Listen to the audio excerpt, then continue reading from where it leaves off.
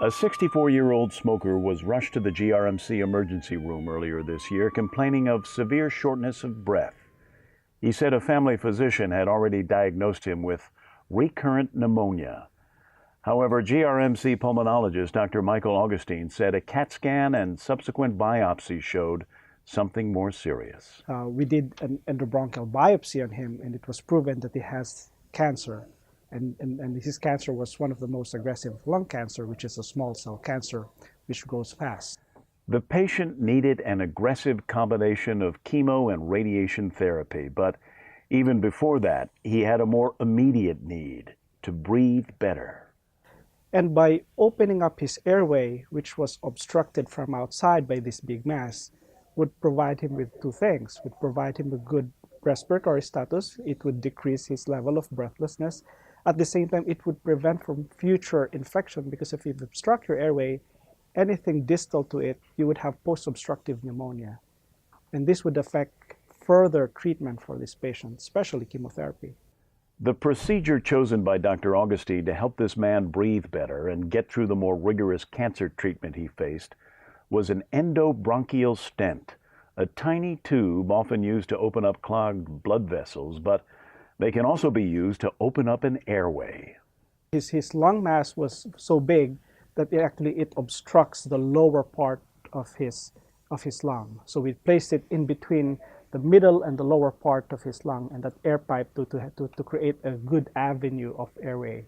Dr. Agustin performed the operation in the GRMC cath lab with the help of Neurointerventional Radiologist Dr. Shay, who said this wasn't just any stent they used. So it's not just a cylindrical piece of chicken wire, but it's got a sleeve coating on it as well, so that tumor cells can't grow through the, if it's just a conventional stent, tumor can kind of grow through the chicken wire, the struts of the metal stent.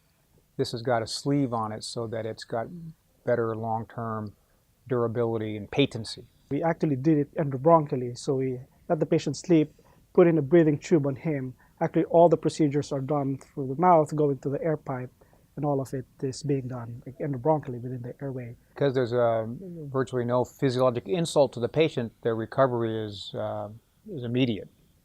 I mean, the bottom line in this kind of a patient, in this kind of a procedure, is just recovery from the medications that we give him to keep him, sedated. So once the medications are metabolized within a handful of hours at most, he's fully functional. But for me personally, I haven't seen a patient, or haven't been told that the patient had an endobronchial stent here in Guam or the Micronesia area, because this is something that you have to work hand in hand, especially and we have the capacity here, especially with the expertise of Dr. Shay. The patient was discharged 2 days after the procedure, breathing easier and better prepared to withstand the rigors of more intense cancer therapy. Most of the cancer patients that we have talked to, alleviating their symptoms would help them a lot.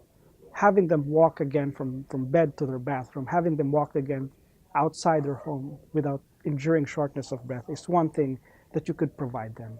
To learn more or make an appointment, call our pulmonary department at 969-4890.